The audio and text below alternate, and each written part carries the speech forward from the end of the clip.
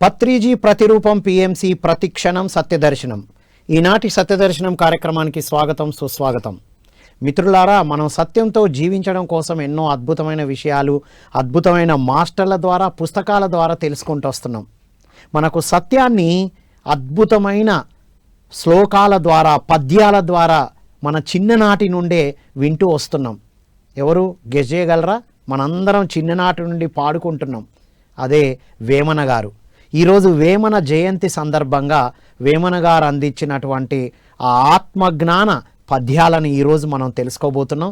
ఈ జ్ఞానాన్ని మనకు అందించడానికి మనతో పాటు ఉన్నారు సీనియర్ పిరమిడ్ మాస్టర్, మనతో అంటే పత్రిజీ ధ్యాన గీతాల మాస్టర్ అని పత్రిజీయే నామకరణం చేసినటువంటి పాండురంగయ్య గారు. వారితో మాట్లాడి ఈ అద్భుతమైన విషయాలు తెలుసుకుందాం. నమస్కారం సార్. నమస్కారం సార్. సత్యదర్శనం కార్యక్రమానికి స్వాగతం సార్. మీకు thank you sir. Sir, Yogi Vemana అంటేనే పద్యాలు, మీరేమో ఒక సింగింగ్, ఒక గానమైన కుటుంబం నుంచి వచ్చారు సార్. సో మరి యోగి వేమన గురించి మీ మాటల్లో సార్, యోగి వేమన ఎవరు, ఏమిటి? ముందుగా బ్రహ్మర్షి పత్రి గారికి ఆత్మ ప్రణామాలు. మరి పిఎంసి ప్రేక్షకులందరికీ కూడా ధ్యానాభివందనాలు, ఆత్మ ప్రణామాలు.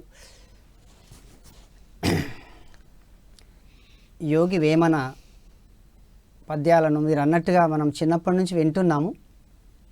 ఒక 2-3, ఒక 4-5 అలాగా. ఉప్పు కప్పురంబు తప్పులెన్నువారు అనగననగ రాగమతి శైలుచునుండును. ఇవి పాఠ్యపుస్తకాల్లో చిన్నప్పటి నుంచి 5వ తరగతి 6వ తరగతి తరగతుల్లో విన్నాము. అయితే నేను ఈ ధ్యాన మార్గంలోకి వచ్చిన తర్వాత పత్రిగారి పాడినటువంటి యోగి వేమన పద్యాలు విన్నాను సార్. చాలా అద్భుతమైనటువంటి ఆత్మజ్ఞానము, చాలా లోతైనటువంటి పద్యాలు సారు మరి సెలెక్ట్ చేసి వాటిని పాడారు. అవి విన్నప్పటి నుంచి నేను వాటిని ఎక్కువగా పాడుతూ ఆ జ్ఞానాన్ని అందరికీ ప్రచారం చేస్తూ మరి నేను ఎంతో ఆనందాన్ని పొందుతూ మరి ఆ వేమన పద్యాలు బాగా నేను పాడుతున్నాను. ఒక టీచర్గా కూడా మీరు బోధించి ఉంటారు పిల్లలకి చిన్నప్పుడు కూడా ఈ పద్యాలను. మీరు ఒక టీచర్ కదా, టీచర్గా కూడా ఉన్నారు. యాక్చువల్గా నేను మ్యాథమెటిక్స్ టీచరు. ఓ, మ్యాథమెటిక్స్. కాకపోతే నేను చిన్నప్పటి నుంచి సింగర్ కాబట్టి ఇవి కూడా పాడుతుండేవారా? ఇవి వేమన పద్యాలు పాడలేదు సార్. నేను ధ్యానంలోకి వచ్చాక పత్రిగారి నోటి నుంచి విన్నప్పటి నుంచే నేను వాటికి బాగా కనెక్ట్ అయ్యాను. నిజం సార్, చిన్నప్పుడు విన్న తర్వాత మళ్ళీ ఎప్పుడు ఎక్కడ వినలేదు. మరి పత్రి సార్ నోటనే అంత ఆత్మజ్ఞానం ఉందా అనేటువంటి ఒక గొప్పతనం తెలిసింది. అంతకుముందు చెప్తున్నాను కదా, ఉప్పు కప్పురంబు తప్పులెన్నువారు తండోపతండంబు అనగననగ రాగ మతిశైలుచునుండు, ఇలాంటి మామూలు అంటే 2-3 అంతే.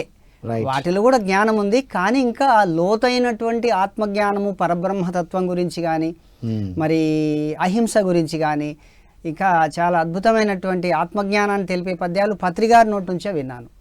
యోగి వేమన అనే ధ్యాన వేమన అనే సీడీని వారు చేశారు 2000 ప్రాంతంలో, 2002 ఆ ప్రాంతంలో. కానీ నేను ధ్యానంలోకి 2002లో వచ్చాను.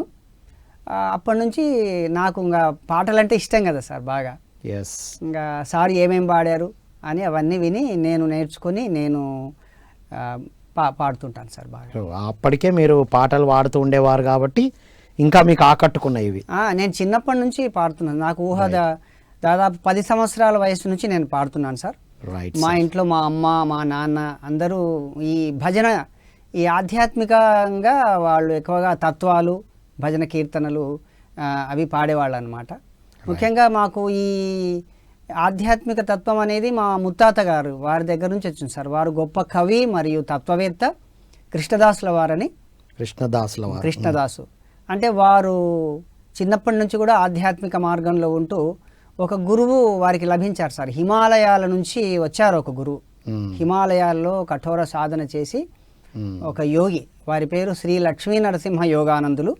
వారు మా పక్క గ్రామం అయినటువంటి, అంటే మాది వనపర్తి జిల్లా ఉప్పరిపల్లి గ్రామంలో మా ముత్తాత గారు ఉండేవారు. ఆ పక్కన 2 కిలోమీటర్ల దూరంలో సోలీపురం అనే గ్రామానికి వారు వచ్చారనమాట. వారి దగ్గర వీరు జ్ఞానోపదేశాన్ని, ధ్యానం గురించి కానీ ఆత్మతత్వం అంతా తెలుసుకొని సాధన చేశారు. అంటే మీరు పరంపరగా వస్తుందన్నమాట ఈ పాటలు. పరంపరగా వస్తుంది సార్. Wonderful sir. ఇక మీ గురించి చాలా విషయాలు మనం తెలుసుకుందాం. సో ఈరోజు యోగి వేమన అంటే పత్రి సార్ చెప్పిన ఎన్నో ప్రిన్సిపల్స్ గురించి వారు చెప్పారు అన్నాను. అవును సార్. సార్ ధ్యానంలోకి రాగానే ఫస్ట్ మనం తెలుసుకునేది నేను ఆత్మను అని కదా. ఆత్మ గురించి ఏమని పద్యం చెప్పారు సార్, ఒకసారి మీ పాడి వినిపిస్తారా? అలాగే సార్.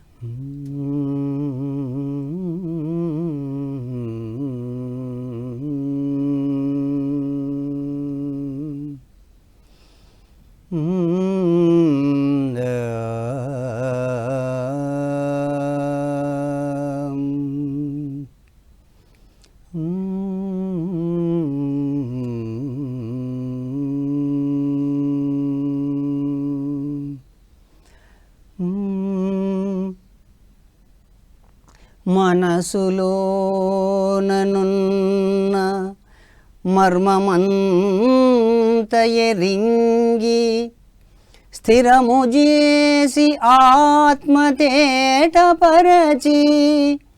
ఘటము నిల్పవలయు ఘనతలింకేటికి ఏటికి ఏటికి విశ్వదాభిరామ వినురవేమా.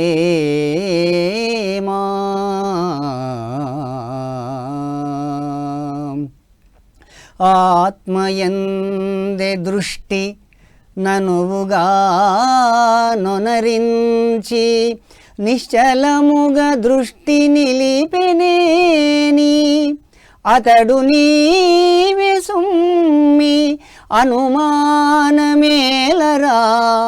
ఏలరా ఏలరా విశ్వదాభిరామ వినురవేమా. వాహ్, అద్భుతం సార్. ఏమంటారు దీంట్లో? ఆత్మయందే దృష్టి ననువుగా నొనరించి నిశ్చలముగా దృష్టి నిలిపెనేని అతడు నీవే సుమ్మి అనుమానమేలరా ఏలరా ఏలరా విశ్వదాభిరామ వినురవేమా. మనసులోననున్న మర్మమంత ఎరింగి స్థిరము చేసి ఆత్మతేటపరచి ఘటము నిల్పవలయు ఘనతలింకేటికి ఏటికి ఏటికి విశ్వదాభిరామ వినురవేమా.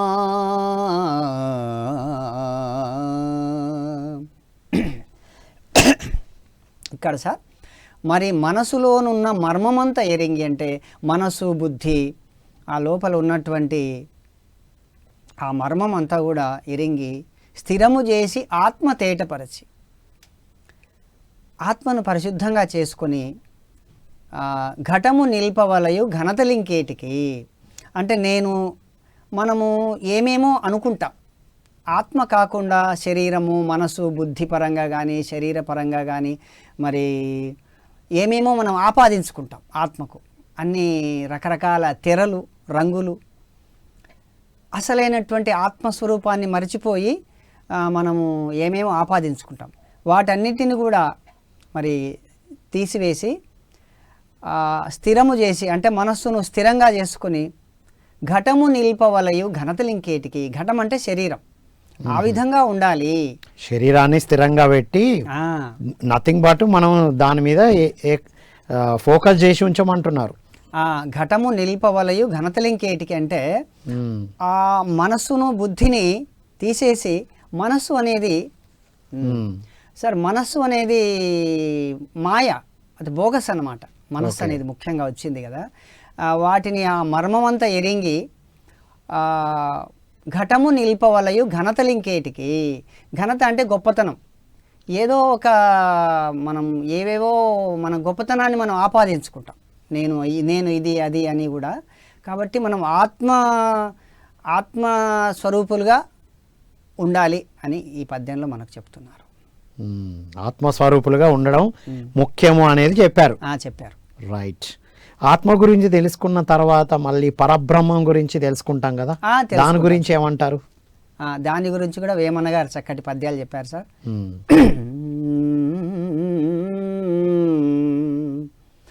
బ్రహ్మమనంగ వేరే పరదేశమున లేదు, బ్రహ్మమనంగ తానే బట్ట బయలు, తన్ను తానెరిగిన తానే పో బ్రహ్మము బ్రహ్మము బ్రహ్మము. విశ్వదాభిరామ వినురవేమా. బ్రహ్మమనంగ వేరే పరదేశమున లేదు, బ్రహ్మమనంగ తానే బట్ట బయలు, తన్ను తానెరిగిన తానే పో బ్రహ్మము బ్రహ్మము బ్రహ్మము. విశ్వదాభిరామ వినురవేమా.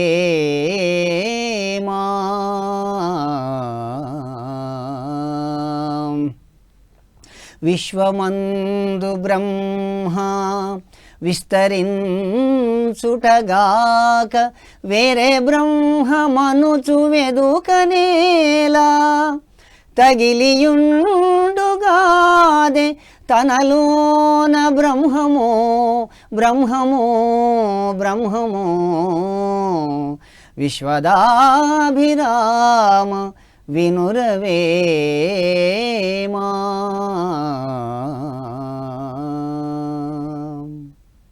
వాహ్. ఏదో చిన్న చిన్న లైన్లే తెలుసు కానీ ఇంత డీపర్ లైన్స్ మనం చిన్నప్పుడు చదవలే, చిన్న చిన్నే చదివాం సార్. మీనింగ్ ఏమంటారు? చాలా ఇష్టం సార్ నాకు ఈ పద్యము. పత్రికారు కూడా ఎక్కువ పాడేవారు. బ్రహ్మం అనంగా వేరే పరదేశమున లేదు. మనం ఎక్కడో వేరే దేశంలో, ఎక్కడో స్థలంలో, ఎక్కడో ఆకాశంలో ఎక్కడో ఉంటుందని మనం అనుకుంటాము. కానీ బ్రహ్మమనంగ వేరే పరదేశమున లేదు, బ్రహ్మమనంగ తానే బట్ట బయలు. బ్రహ్మమనంగా తానే బ్రహ్మము, ఆత్మే పరబ్రహ్మము. పత్రికారు చెప్పారు మనకు పిరమిడ్ జ్ఞాన నవరత్నాల్లో మొట్టమొదటి జ్ఞాన నవరత్నము ఆత్మే పరబ్రహ్మము అని చెప్పారు. పరబ్రహ్మం అంటే వేరే ఏమీ కాదు, మళ్ళీ అది ఎక్కడో ఉంది, ఇక్కడ ఉన్నది ఆత్మ మాత్రమే, జీవాత్మనే అనుకున్నాం మనం. ఆత్మే పరబ్రహ్మం, ఆత్మే ఎక్కడ మనమే పరబ్రహ్మలము, ఆత్మే పరబ్రహ్మం అంతటా వ్యాపించి ఉంది. ఆ పరబ్రహ్మంలోనే మనం ఉన్నాం, అట్లా జీవాత్మగా ఉందన్నమాట. రైట్. అంతటా ఉన్నది అదే అని చెప్పారు. అంతటా ఉన్నది అదే, దాంట్లోనే మనం ఉన్నాం. వెతకాల్సిన అవసరం లేదు. వెతుకుతున్న మనమే అందులో ఉన్నాం. వావ్. ఆత్మ గురించి పరబ్రహ్మం గురించి కూడా అద్భుతంగా చెప్పారు. ఆత్మే పరబ్రహ్మము, ఆత్మే పరబ్రహ్మం అనే పిరమిడ్ జ్ఞాన నవరత్నాలకు సరిపోతుంది ఈ పద్యం. ఎస్ సార్, మొట్టమొదటిది అది. ఫస్ట్ ప్రిన్సిపలే అది కదా. ముందు హింసా చోడో హంసా పకడో అన్నారు, ఫస్ట్ అదే చెప్తుంది. నువ్వు ఆత్మ అని తెలుసుకుంటే ఇంకేమీ అవసరం లేదు, పరబ్రహ్మ అంటే అది ఎక్కడో లేదు. Wonderful sir. సో ధ్యానం చేయాలంటే అందరూ ధ్యానం చేయడానికి ఇష్టపడుతున్నారు సార్, కానీ ధ్యానం చేస్తే పిరమిడ్లోకి వస్తే విగ్రహారాధనలు వద్దంటారు, వీళ్ళు దేవుణ్ణి నమ్మరు అంటారు. మరి విగ్రహారాధనల గురించి వీరేం చెప్తారు సార్ వేమన గారు? విగ్రహారాధన గురించి సార్,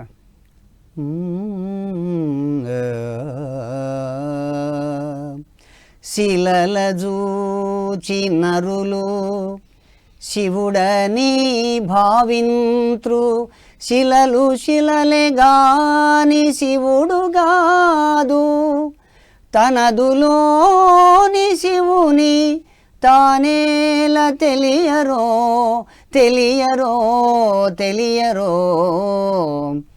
విశ్వదాభిరామ వినురవేమా.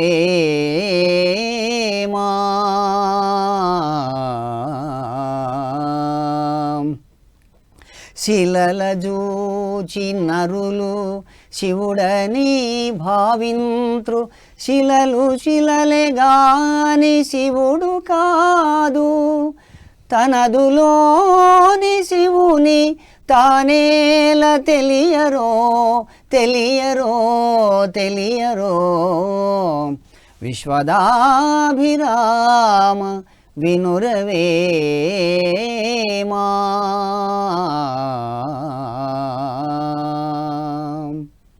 సార్, మానవుడు ప్రారంభ దశలో భగవంతుని కొరకే వెతికాడనమాట. ఆ క్రమంలో మరి విగ్రహారాధన అనేది ప్రారంభమైంది. సాధన లేని సమయంలో, జ్ఞానం లేని సమయంలో, సత్యం తెలియనప్పుడు మరి కొంతమంది మానవులు ఆ విధంగా చేశారు విగ్రహారాధన. అందరం దాని నుంచి వచ్చిన వాళ్ళ నుంచే వచ్చాం. అది బేసిక్ లెవెల్ అని కూడా చెప్పారు. తర్వాత తర్వాత తర్వాత ఆత్మ పరిణితి పొందిన తర్వాత మరి ఆ జ్ఞానం వచ్చిన తర్వాత అప్పుడు తెలుస్తుంది అది. ఇప్పుడు మరి వేమన గారు అంటున్నారు కదా,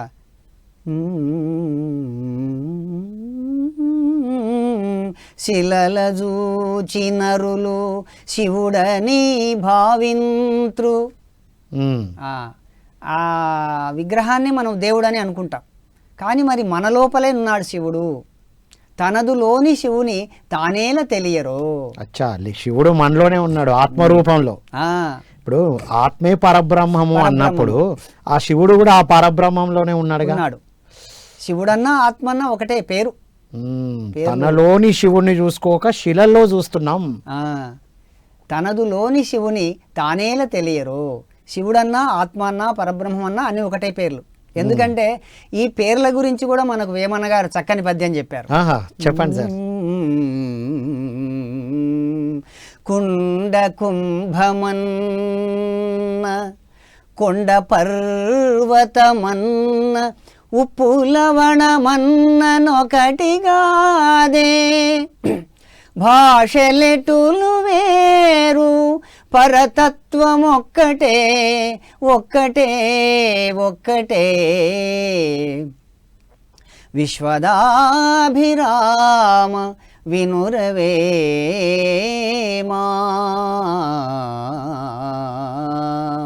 కుండ కుంభమన్న కొండ పర్వతమన్న ఉప్పు లవణమన్ననొకటిగాదే,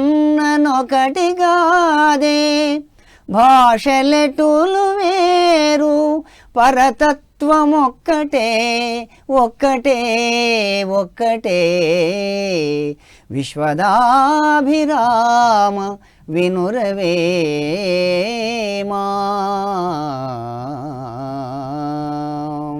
కుండ కుంభము ఈ రెండు ఒకటే. ఇంగ్లీష్ లో పాట్ అంటాం. ఓకే. కుండ కుంభమన్నా కొండ పర్వతమన్నా ఉప్పు లవణమన్నా ఒకటి కాదే. ఒక పదార్థానికి అనే రకరకాల పేర్లు ఉంటాయి, పర్యాయ పదాలు ఉంటాయి, కానీ దాని యొక్క తత్వం ఒకటే కదా. ఉప్పు లవణమన్నా దాని తత్వం ఏం మారదు, ఉప్పు అన్నా ఉప్పు తత్వం ఏం మారదు, సాల్ట్ అన్నా మారదు. అదే విధంగా ఆత్మకు ఈ భగవంతునికి పరబ్రహ్మానికి ఎన్నో పేర్లు పెట్టారు. శివుడని, పరబ్రహ్మమని, ఆ విధంగా. సో పేర్లు మారినంత మాత్రాన ఆ పరబ్రహ్మంలో మార్పు లేదు, అంతా ఒక్కటే. సో బేసిక్గా నేనెవరో తెలియనప్పుడు దేవుణ్ణి బయట చూసాం, బాగానే ఉంది, కానీ నేనే ఆత్మను, ఆత్మే పరబ్రహ్మం అని తెలుసుకున్న తర్వాత అది అవసరం లేదు అనేది వీరు చెప్తున్నారు. అదే పత్రిజీ చెప్పారు. ఇంకా వారు ఏం చెప్తారంటే,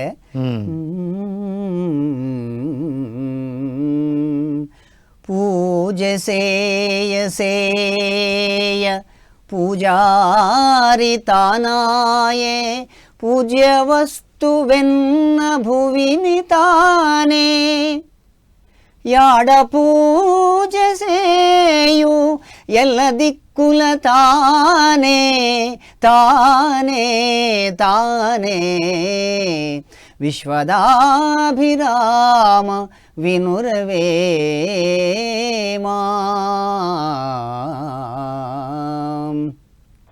పూజ సేయ సేయ పూజారి తానాయే, పూజ్య వస్తువెన్న భువిని తానే, యాడ పూజ సేయు ఎల్ల దిక్కుల తానే తానే తానే విశ్వదాభిరామ వినురవేమా.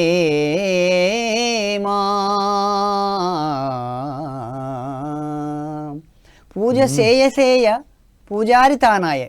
ఓహో, అంటే ఆత్మతత్వం తెలియనప్పుడు మనం విగ్రహానికి పూజ చేస్తుంటాం కదా, ఆ విధంగా చేయడం వల్ల పూజారి అవుతాడు అంతే. కానీ ఆత్మతత్వం తెలిసిన తర్వాత ఎవరికి పూజ చేస్తావు, అంతటా నీవే అని తెలిసిన తర్వాత. ఓ, అక్కడ ఉన్నది నువ్వే, చేస్తున్నది నువ్వే, అక్కడ చూస్తున్నది నువ్వే. మొత్తం ఎక్కడ ఇప్పుడు యాడ పూజ చేయ ఎల్ల దిక్కుల తానే. ఎవరికి పూజ చేయాలి, అంతటా ఉన్నావు, ఎక్కడని పూజ చేస్తావు, అంతటా ఉన్నావు, ఉపయోగించే ప్రతి పదార్థంలో ఉన్నావు.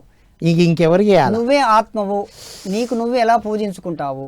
వాహ్, వండర్ఫుల్ సార్. ఒక చిన్న ఒక్క నిమిషం సార్. పూజ సేయ పూజారి తానాయే, పూజ్య వస్తువెన్న భువిని తానే. భువి అంటే భూమి. ఈ సృష్టిలో పూజింపదగిన వస్తువు నువ్వే, ఆత్మే పరబ్రహ్మము. మరి అలాంటి ఆత్మవే నువ్వు. పూజ్య వస్తువెన్న భువిని తానే, యాడ పూజ చేయు ఎల్ల దిక్కుల తానే. ఆత్మ గురించి, పరబ్రహ్మం గురించి, విగ్రహారాధన గురించి చాలా అద్భుతంగా చెప్పారు. మీరు చాలా అద్భుతంగా వాడారు సార్.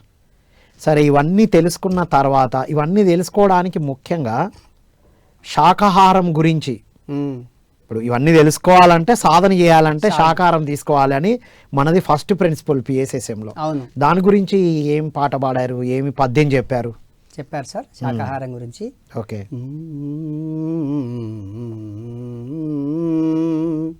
పక్షి జాతి బట్టి పరగహింసలు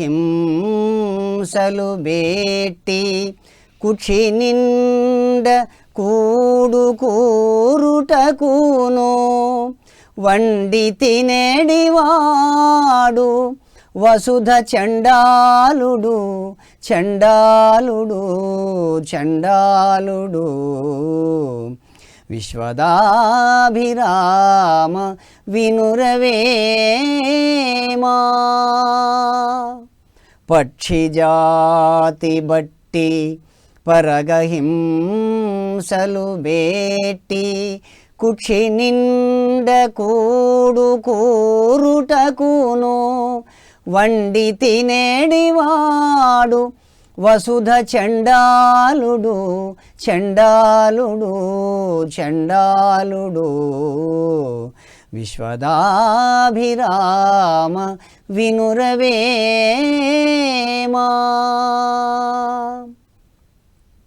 ఈ పద్యం పత్రిగారి నోటి నుంచి మొట్టమొదట విన్నాను సార్. అవును సార్, అంతకుముందు తెలియదు ఈ పద్యం. నిజం, మనం ఇప్పుడు ఇది వాడినట్టు కూడా నిజానికి తెలియదు. పత్రిగారు ఎక్కువ పాడేవారు అవును, ఈ పాట.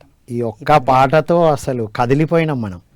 అంత గ్రేట్ యోగి వేమన గారే అన్నీ తిని మానేసి దాని యొక్క నష్టాన్ని చెప్పారు కదా వారు పాట రూపంలో. అదే కదా సార్. ఏమంటారు సార్?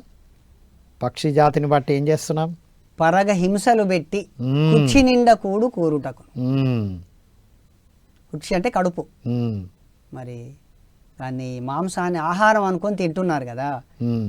ఒక జంతువును చంపి, పక్షి జాతి అంటే అన్నీ వస్తాయి, పక్షులు జంతువులు అన్నీ. కుక్షి నింద కూడుకోవడం అది వసుధ చండాలు లక్షణం అని చెప్తున్నారు సార్. భయంకరంగా ఉంది సార్ పాట. అది వింటే ఇంకేంటి. మీరు శాకాహార ర్యాలీలో ఇది పాడుతూ ఉంటారు కదా? అంటే ఈ పద్యం పాడను కానీ పాట పాడతాను సార్. శాకాహార ర్యాలీలో పాట పాడతాను అంతే, ఇంకా మామూలుగా ఉండదు పాటలు. Wonderful sir. సరే, ఇప్పుడు ఆత్మ, పరబ్రహ్మము, శాకాహారం గురించి కూడా వచ్చింది కదా. ఈ శరీరంలో ఈ ఆత్మ ఎలా ఉంటది, దీనికి రెండిటికి ఏంటి సంబంధం అనేది కూడా ఒక పద్యం చెప్పారు. దాని గురించి పాడండి సార్.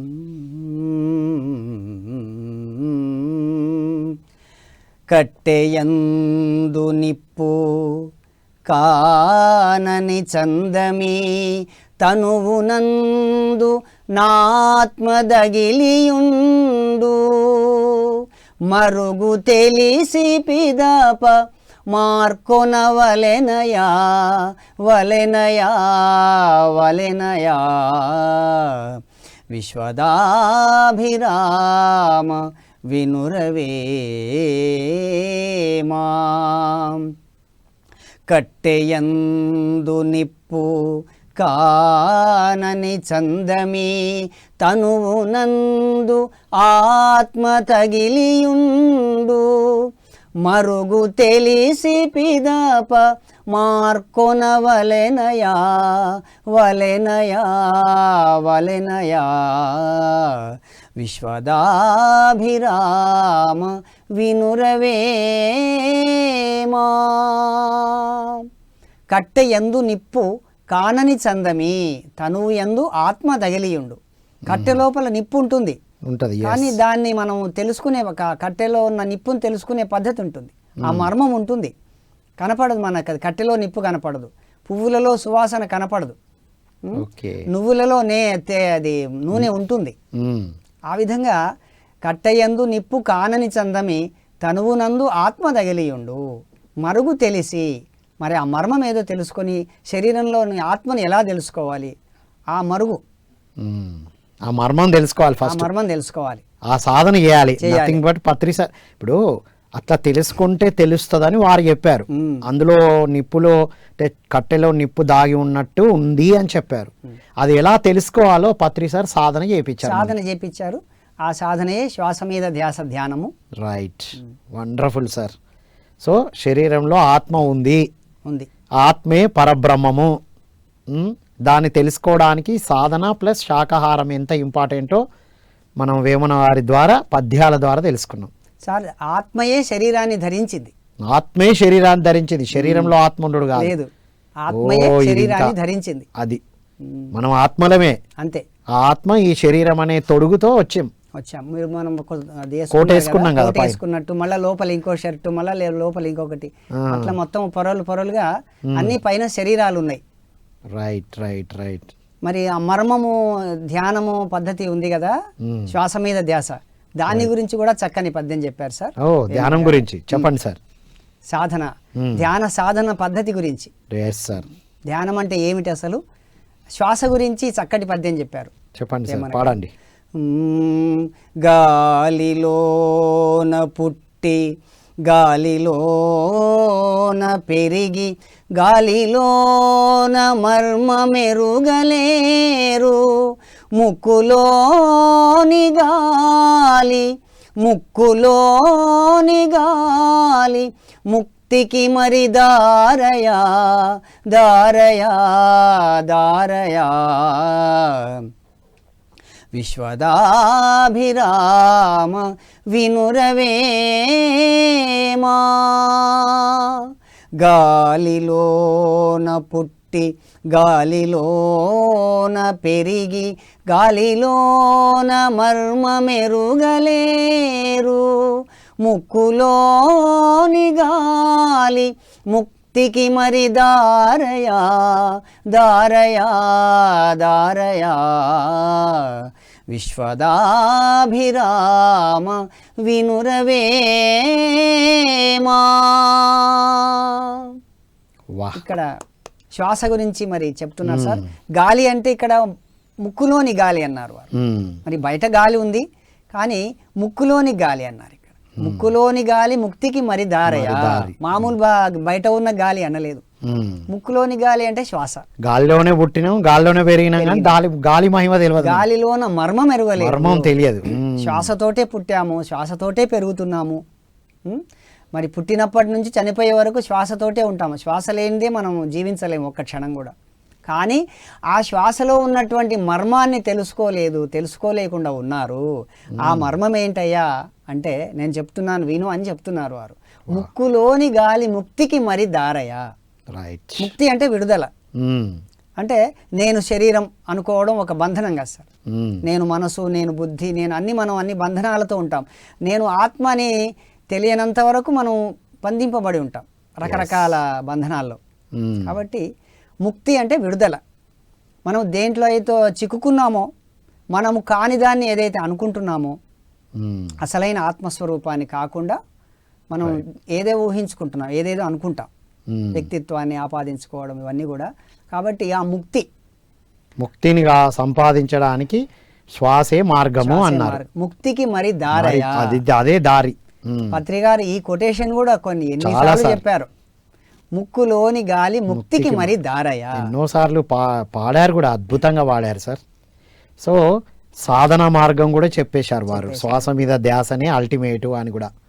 మరి ఇందాక ఇప్పుడు సంసారము ఈ విడుదల అన్నాం కదా, సంసారం గురించి ఏం పాట పాడారు, ఏమి పద్యం పాడారు? సంసారం గురించి, భార్య పిల్లల గురించి కూడా ఒక చక్కటి పద్యం ఉంది సార్, వేమన గారు చెప్పింది. ఆలు బిడ్డలను చూ అతి మోహముననున్న ధనము మీద వాంఛదగిలియున్నా అట్టి నరులకెల్ల అవని ముక్తియే లేదు లేదు లేదు. విశ్వదాభిరామ వినురవేమా ఆలు బిడ్డలనుచు అతి మోహముననున్న ధనము మీద వాంఛదగిలియున్నా అట్టి నరులకెల్ల అవని ముక్తియే లేదు లేదు లేదు. విశ్వదాభిరామ వినురవేమా. మామూలుగా సాధారణంగా మానవులందరూ కూడా మరి భార్య పిల్లల మీద వ్యామోహం ఉంటుంది. నా భార్య, నా పిల్లలు, నా సంసారము అని. వాళ్ళంతా కూడా ఈ జీవిత నాటకంలో పాత్రలు అని తెలియనంత వరకు వారి వ్యామోహం అనేది ఉంటుంది. ఆ వ్యామోహం ఉన్నంత వరకు మరి ధనము మీద వారి కొరకు భార్యా బిడ్డలను పోషించడానికై మరి మరి ధర్మ మార్గం కావచ్చు, అధర్మ మార్గం కావచ్చు, రకరకాల ప్రయత్నాలతో ఏదైనా చేసి వాళ్ళను పోషించడం నాది నా కర్తవ్యం అని అధర్మానికి కూడా పాల్పడడం కరెక్ట్ కాదు. వ్యామోహంతో వాళ్ళ మీద ఉన్న వ్యామోహమే అన్నిటినీ చేయిస్తుంది. పాత్ర అనుకుంటే ఇవన్నీ ఉండవు. నేను ఆత్మను, వాళ్ళు ఆత్మలే, ఆత్మే పరబ్రహ్మము. జీవితం ఒక నాటకం అని అర్థం చేసుకోవాలి. మనమంతా పాత్రధారులం. భార్య కూడా ఒక పాత్ర. ఈ జన్మలో నాకు భార్య, కొడుకు కూడా ఈ జన్మలో కొడుకు. మరి అంతకుముందు జన్మలో ఆ ఆత్మ ఏ మనిషిగా ఏ ఇంట్లో పుట్టిందో, ఏ బంధం ఉందో, ఓకే, మరి ఇదంతా జన్మ పరంపర ఉంటుంది మానవునికి. రైట్. కాబట్టి ఇది తెలుసుకుంటే మనకు ముక్తి లభిస్తుంది. ఇదే ఈ జన్మనే పక్కా, ఇప్పుడే నా పిల్లలే ఇక పర్మనెంటు, ఇప్పుడు నా భార్య భర్తే పర్మనెంట్, ఇప్పుడు నా సంసారమే పర్మనెంట్ అని పట్టుకున్నప్పుడే దుఃఖం వస్తుంది. సో ముక్తి రావాలంటే ఇక్కడ నుంచి విడుదల రావాలని చెప్పారు. జన్మలు ఉన్నాయి కదా సార్, ఆత్మ అనేక జన్మలు తీసుకుంటుంది. మానవ జన్మ పరంపరలోకి వచ్చిన తర్వాత రకరకాల అనుభవాలు పొందడానికి స్త్రీ జన్మగా, పురుష జన్మగా జన్మలు తీసుకుంటుంది. ఈ విషయం తెలిస్తే అప్పుడు ఓహో, ఈ జన్మలో ఈమె నాకు భార్య, గత జన్మలో ఆమె ఎక్కడ పుట్టిందో, ఎవరికి భార్య అయ్యిందో, ఎవరికి తల్లి అయ్యిందో, అది మనకే ఎన్నో పాత్రలు తీసుకొని ఉండొచ్చు. ఈ విషయంలో అన్నమాచార్యుల వారు కూడా ఒక చక్కటి కీర్తనం చెప్తారు సార్. ఎవ్వరెవ్వరి వాడు ఈ జీవుడు, ఎవ్వరికి నేమౌనో ఈ జీవుడు, ఎవ్వరెవ్వరి వాడో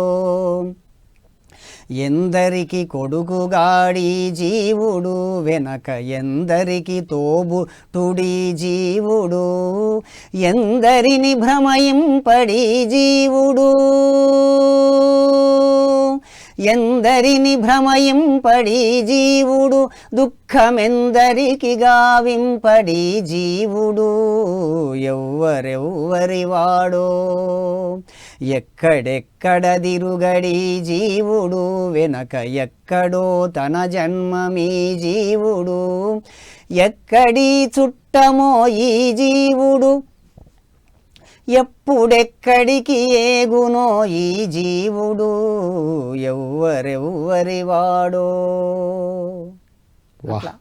అంటే సత్యం ఎవరు చెప్పినా అదే ఇదే సత్యాన్ని వారు కూడా చెప్పారు. వండర్ఫుల్ సార్, చాలా అద్భుతం ఇది.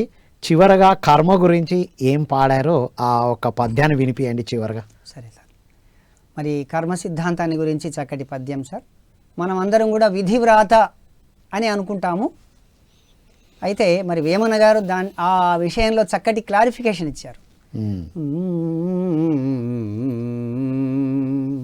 వ్రాత వెంటగాని వరమీడు దైవంబు చేత కులది గాని వ్రాత రాదు వ్రాత కజుడు కర్త చేతకుతా కర్త కర్త కర్త విశ్వదాభిరామ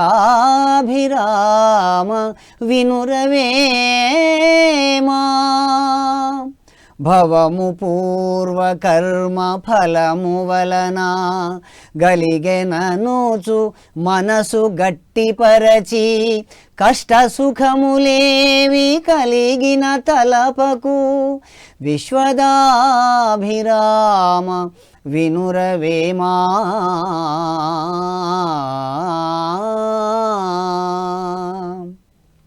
సార్ మనం అందరం ఏమనుకుంటాము, ఆ బ్రహ్మ రాశాడు, నా విధి ఇంతే, నాకు రాత రాసి ఉంది, ఏమో నా రాతలో ఉంటే వస్తుంది అని అనుకుంటుంటాం.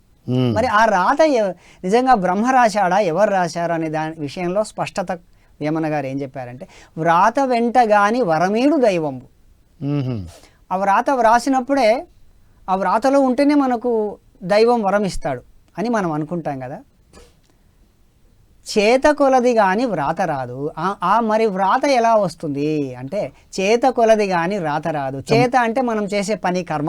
మన చేతలను బట్టే మన రాత, ప్రత్యేకంగా రాతను బట్టి చేత కాదు, ఉండదు. మన చేతలు ఎలా ఉంటాయో మన రాత అలా ఉంటుంది. మనం ఒక జన్మలో చేసినటువంటి ఆ జీవన విధానం అనండి, కర్మ అనండి, పాప పుణ్యాలు అనండి, ఆ వాటిని బట్టి మనకు మరు జన్మలో ఆ ఫలాలన్నీ కూడా మరు జన్మలో వస్తుందన్నమాట, ఆ బ్రహ్మరాత. ఈ జన్మలో ఇవన్నీ వినే భాగ్యం, పత్రిజీ లాంటి ఒక మహానుభావునితో సాంగత్యం చేసే భాగ్యం ఈ జన్మలో వచ్చిందంటే ఎన్నో జన్మల కంటిన్యూషన్ పుణ్యమే కదా. విషయం కాదు సార్, ఎన్ని జన్మల ఆత్మ పరిణితి ఉంటేనే మనము పత్రిగారితో ఉన్నాము, పత్రిగారితో జీవించాము, వారి జ్ఞానం విన్నాము. వండర్ఫుల్ సార్, చాలా అద్భుతంగా ఈరోజు వేమన జయంతి సందర్భంగా అద్భుతమైన పద్యాలు వినిపించారు సార్. చాలా ఆత్మానందం, బ్రహ్మానందం కలిగించారు. చివరగా మీ మెసేజ్ సార్ ఈరోజు. మరి యోగి వేమన జయంతి సందర్భంగా మరొకసారి యోగి వేమన గారికి ఆత్మ ప్రణామాలు అర్పించుకుంటూ, అందరూ కూడా శాకాహారులుగా మారి, మరి వేమన గారు చెప్పినట్టు, బ్రహ్మర్షి పత్రిగారు చెప్పినట్టు కానీ, బ్రహ్మంగారు చెప్పినట్టు కానీ అందరూ కూడా అహింసనే బోధించారు. ఈ భూమి మీద మనం ప్రస్తుతం ఎదుర్కొంటున్న ఒకే ఒక్క పెద్ద సమస్య అహింస. మరి ఈ రోజు నుంచి అయినా కూడా అందరూ వేమన సందేశాన్ని విని ఈ మాంసాహారాన్ని మాని శాకాహారులుగా మారి మరి ధ్యాన సాధన చేస్తూ మరి ఆత్మజ్ఞానాన్ని పొంది ఆనందంగా జీవించాలని కోరుకుంటున్నాను. Wonderful sir, thank you so much sir. ఇది మిత్రులారా, విన్నాం కదా యోగి వేమన గారు పాడిన అద్భుతమైన పద్యాలు. బ్రహ్మర్షి పితామహ పత్రిజీ వాక్కుల నుండి వచ్చినప్పుడు వారు ఒక టీచర్గా ఉన్నారు. వారు మ్యాథమెటిక్స్ టీచర్ అయినప్పటికీ కూడా వారి పరంపర నుండి ఈ గాన కచేరీ పాటలు పాడుతూ ఉండేవారు. పత్రిజీ వాక్కుల నుండి విన్న ఈ అమృత జ్ఞానము ఎంతమందిని కదిలిచ్చిందో. వారైతే ఈ పాటల్ని మరింత అద్భుతంగా పాడుతూ ఎంతో ధ్యాన ప్రచారం చేస్తూ ఉంటారు. కాబట్టి మిత్రులారా, యోగి వేమన గారు ఆత్మ గురించి, పరబ్రహ్మం గురించి, ఆత్మే పరబ్రహ్మం అని చెప్పారు. విగ్రహారాధన ఎందుకు వద్దో చెప్పారు. అంతటా ఉన్నది నీవే అయినప్పుడు ఇంకెవరిని కొలుస్తున్నావు, దానికి ఉపయోగించే పదార్థము కూడా నువ్వే కదా, అంతటా ఉన్నది నువ్వే, అన్ని దిక్కులా ఉన్నది నువ్వే కదా అనేటువంటి అర్థముతో కూడుకున్న విషయాలు చెప్పారు. అదే పత్రిజీ బేసిక్గా ఉన్నప్పుడు ఓకే, నేను ఆత్మను, పరమాత్మను, పరబ్రహ్మ తత్వాన్ని తెలుసుకున్న తర్వాత అవసరం లేదనేదే చెప్పారు. దానికి శ్వాసే ముక్తికి మార్గం అనేది కూడా వీరి ద్వారా తెలుసుకున్నాం. కర్మ గురించి చెప్పారు, సంసారం గురించి చెప్పారు, ఈ జన్మలో ఈ పాత్ర, ఇవన్నీ ఎలా తెలుసుకుంటాం? నేను ఆత్మ, ఆత్మే పరబ్రహ్మం అని ఎప్పుడైతే తెలుసుకుంటామో వారు చెప్పిన సత్యాలన్నీ మనకు అర్థమవుతాయి మిత్రులారా. సో ఈరోజు ధ్యానముతో ఈ పద్యాలను పాడుకుంటూ యోగి వేమన గారి యొక్క శక్తికి, జ్ఞానానికి అనుసంధానం అవ్వాలని కోరుకుంటూ, ఇలాంటి గ్రేట్ పిరమిడ్ మాస్టర్ల యొక్క అద్భుతమైన కార్యక్రమాలు అందిస్తున్న పిఎంసికి సహకరించాలని కోరుకుంటూ మరో కార్యక్రమంలో మళ్ళీ కలుద్దాం. అంతవరకు సెలవు. Thank you all.